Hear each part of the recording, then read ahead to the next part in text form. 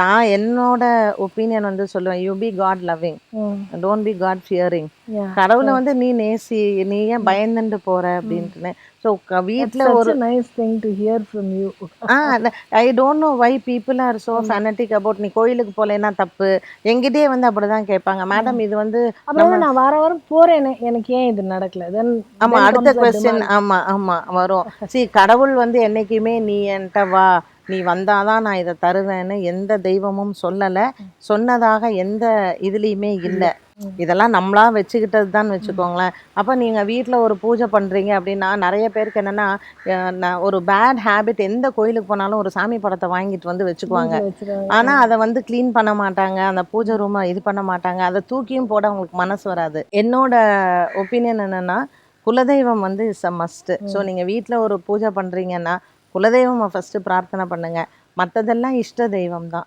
அதனால் குலதெய்வம் வந்து வச்சு பூஜை பண்ணலாம். இதில் நிறைய பேருக்கு வந்து ஒரு வரும், ஆமாம், கன்ஃபியூஷன் வரும். எந்த குலதெய்வத்தை இப்போ நாங்கள் இப்போது சில குலதெய்வம் எல்லாம் காவு கொடுத்து பூஜை பண்ணுவாங்க, உக்கிரமாக இருக்கும். அந்த மாதிரி தெய்வங்கள் வைக்காதீங்க, சாந்தமாக இருக்கிற தெய்வங்களை வச்சு பூஜை பண்ணுங்க.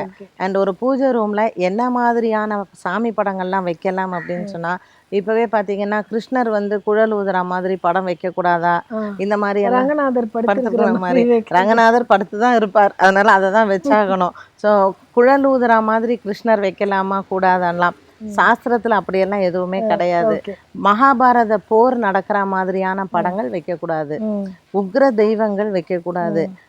இந்த மாதிரி ரொம்ப அந்த பிரத்திங்கரா தேவி அதெல்லாம் வந்து உக்ரமா இருக்கிற தெய்வங்கள். ஸோ வைஷ்ணவ சம்பிரதாயத்துல நிறைய பேருக்கு என்னன்னா நரசிம்மர் வச்சு வைக்கலாமா இல்லையான்னு சொல்லிட்டு, ஸோ நரசிம்மர் மாதிரியான தெய்வங்களை வச்சு பூஜை பண்ணும்போது அதுக்கான நியமங்களை நீங்க ஃபாலோ பண்ணி தான் ஆகணும். ஸோ என்னால் அதெல்லாம் முடியாது, என் வீட்டில் அதெல்லாம் வேணா விட்டுருங்க, பண்ணாம இருக்கிறதே பெட்டர். யாரும் வந்து அதே மாதிரி சிவபெருமான் படம் வைக்கிறது, சிவன் பார்வதி இருக்கிற மாதிரி வைக்கலாம், அந்த மாதிரி தனியா இருக்கிறது வைக்கக்கூடாது அப்படியெல்லாம் இல்லை சொல்லுவாங்க. அதாவது இப்போ சில பேர் என்னன்னா அந்த சிவலிங்கத்துக்கு வந்து அபிஷேகம் பண்ணுவாங்க, பூஜை பண்ணுவாங்க, அதெல்லாம் நியமனங்கள் இருந்தால் பரவாயில்ல. பட் இது எல்லாத்தையும் விட படங்கள் போட்டோ வச்சு பண்றீங்க இல்லையா, இதுக்கு வந்து நியமனங்கள் தேவையில்லை.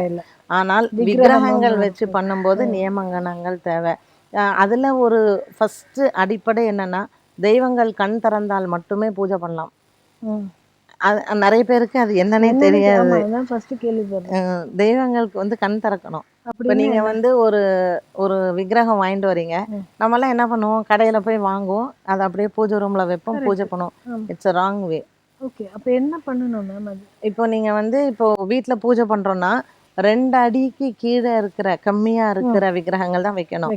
2 அடிக்கு மேல இருக்கிற விக்கிரகங்கள் வைக்கக்கூடாது. அது கோயில்ல மட்டும்தான் வைக்கலாம்.